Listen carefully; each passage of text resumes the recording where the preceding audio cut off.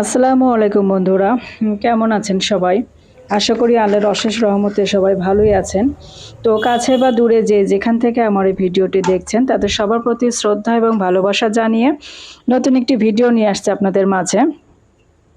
তো সামনে যেহেতু কুরবানির ঈদ, তাই আমি একটি রাজকীয় স্বাদের পায়েস রান্না করে আপনাদেরকে দেখাচ্ছি। হয়তো আপনাদের ঈদে আপনাদের এই পায়েসটি কাজে আসতে পারে। এই পায়েসটি একবার খেলে বারবার খেতে মন চাবে এবং একবার যদি কাউকে আপনি বানিয়ে খাওয়ান তাহলে বারবারই খেতে চাইবে। আপনার বাসায় এসে আপনার পায়েসের প্রশংসা করবে। তো পায়েস রান্নার প্রস্তুত প্রণালীর সম্পূর্ণ রেসিপিটি আপনাদের মাঝে আমি শেয়ার করছি। তো আমার পায়েসটি আজকে আমি বানাচ্ছি 3 লিটার দুধ দিয়ে। তো আমি চাউলটা সিদ্ধ করে নিচ্ছি। আমি 1 লিটার দুধ প্রথমে দিয়েছি, তারপর আমি চাউলটা সিদ্ধ করে নেব।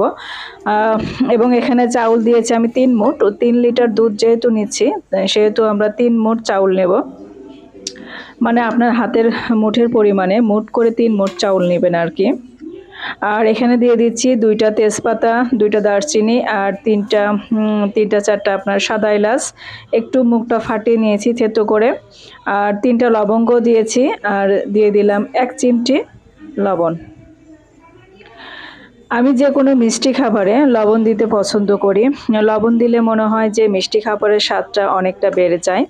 তো নাড়াচাড়া করে দিচ্ছি যাতে চাউলগুলো নিচে লেগে না যায় সেজন্য। তো এই যে 1 লিটার দুধ দিয়ে আমি ফার্স্টে সিদ্ধ করে নিচ্ছি। সিদ্ধ করে নেওয়ার পরে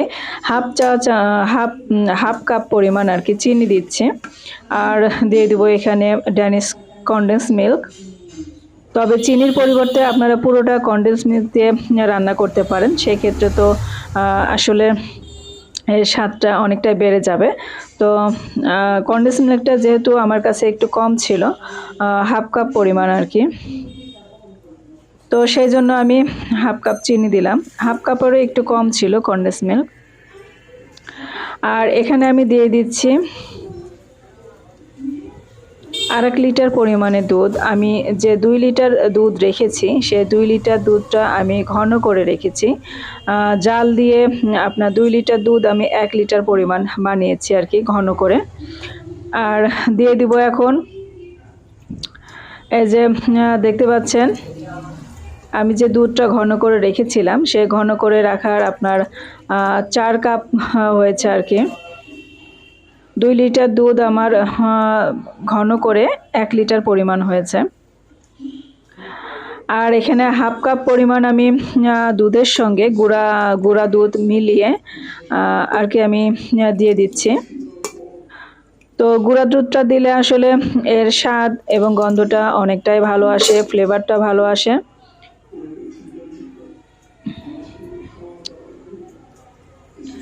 আর রাজকীয় যদি একটু ভাব আনতে চান আপনার পায়েসের ভিতরে তাহলে অবশ্যই কনডেন্স মিল্ক এবং গুঁড়া দুধটা দেওয়ার চেষ্টা করবেন।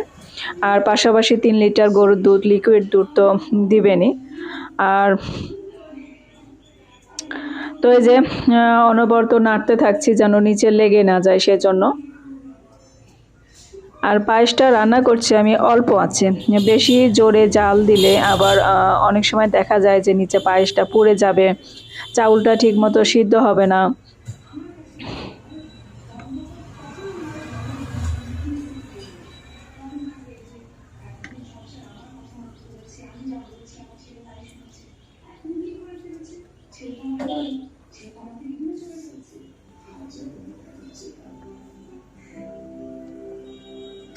তো এই যে এখানে আমার যে দুধ ছিল 2 লিটার দুধ যে আমি 1 লিটার ঘন করে রেখেছিলাম, তো সেই 1 লিটার দুধটাই আমি দিয়ে দিলাম এখন, ঘন দুধটা।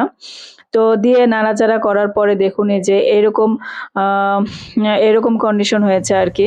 তো আসলে ক্যামেরায় কেমন আসছে জানি না, তবে বাস্তবে আসলে এর আঠা আঠা ভাব এবং এর ক্রিমি ভাবটা চলে এসেছে পায়েসের ভিতরে। আর এত লোভনীয় হয়েছে যে বাচ্চারা তো খেতে চাচ্ছে, যে আম্মু দাও একটু টেস্ট করে দেখি। কালারটা এত সুন্দর এসেছে এবং পায়েসের যে একটা গন্ধ, সেন্ট ফ্লেভার, তো সেটা তো আসলে সারা বাড়ি সহ ছড়িয়ে পড়েছে। তো আপনার এইভাবে রাজকীয় স্বাদের পায়েস তৈরি করার জন্য আমার এই পদ্ধতিগুলো ফলো করবেন এবং চাউল, দুধ কতটা কী পরিমাণ দিয়েছি সেগুলো সব কিছু ফলো করলে আপনারাও এরকম খেতে পারবেন মজার মজার পায়েস। তো সামনে যেহেতু কুরবানি ঈদ, ঈদ মোবারক জানাচ্ছি সবাইকে। আর ঈদে আশা করি আপনাদের এই পায়েসটি অনেক কাজে আসবে, উপকারে আসবে।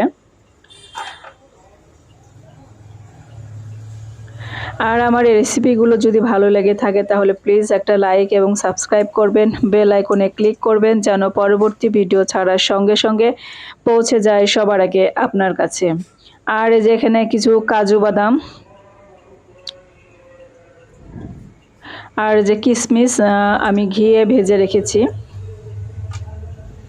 আর এই কাজু বাদাম কিশমিশগুলো যদি আপনি ঘি দিয়ে সামান্য ভাজেন তাহলে এর গন্ধটা, ফ্লেভারটা এত টেস্টি হয়।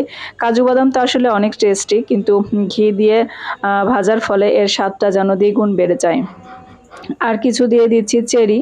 তো এই যে ডেকোরেশন করার পরে এমন সুন্দর লুক এসেছে যে এত আকর্ষণীয় যে বারবার খেতে মন চাচ্ছে, মনে হচ্ছে না যে ঈদের দিন আমরা খাবো।